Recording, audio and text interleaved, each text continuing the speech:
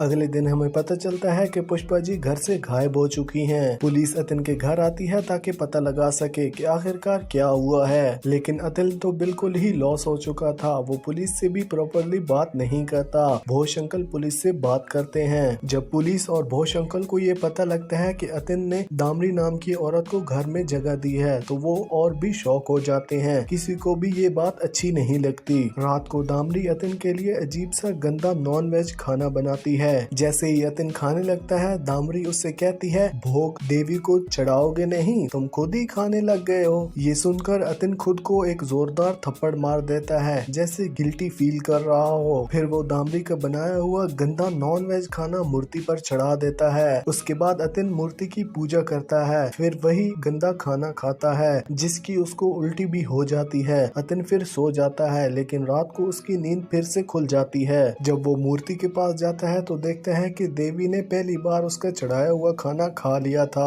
अतिन सिर्फ इतनी सी बात से बहुत ज्यादा खुश हो जाता है। फिर अतिन और दामरी आधी रात को मिलकर पूजा करने लगते हैं। इसके बाद अगले दिन अतिन अगली सुबह एकदम हैप्पी और एनर्जेटिक फील करता है, लेकिन दामरी अतिन के लिए एक और बार वही गंदा सड़ा हुआ खाना लेकर आती है। अब रोज रोज वही सर्कल चलने लगता है। दामरी वही सड़ा हुआ नॉन वेज खाना देवी को चढ़ाती है, फिर वही बचा कुचा गंदा खाना अतिन को खिलाती है। अतिन उसके बाद पूजा करता है, ऑफिस जाता है, वापसी आकर फिर पूजा करता है और फिर ऐसे ही सर्कल चलता रहता है। लेकिन हद तो तब हो जाती है जब हम अतिन को रेगुलरली शमशान जाते हुए देखते हैं, जहाँ वो माँ चिल्ला चिल्ला के आवाजें मार रहा होता है। कुछ दिन बाद पुलिस अतिन को इन्फॉर्म करती है कि पुष्पा जी अभी तक उन्हें नहीं मिली, लेकिन अतिन बिना किसी के इंटरेस्ट के बोलता है, केस क्लोज कर दीजिए। उसी रात भोश अंकल अतिन का हाल जानने के लिए उसके घर आते हैं। वहाँ वो देखते हैं कि अतिन एकदम अजीब तरीके से नाच नाच के पूजा कर रहा है, जैसे वो पागल हो गया हो। ये सब देखकर भोश अंकल का दिल कांप जाता है। अतिन उनके साथ बहुत अजीब बिहेवियर करता है। तभी भोश अंकल की नजर दामड़ी पर पड़ती है और दामड़ी की आंखों में एकदम डिमोनिक रेड ग्लोइंग लुक होती है। भोश अंकल समझ जाते हैं कि अब कुछ बड़ा और गलत होने वाला है और उन्हें कुछ एक्शन लेना होगा। एपिसोड 4 यहीं पर खत्म होता है। एपिसोड 5 की लिंक आपको डिस्क्रिप्शन में मिल जाएगी।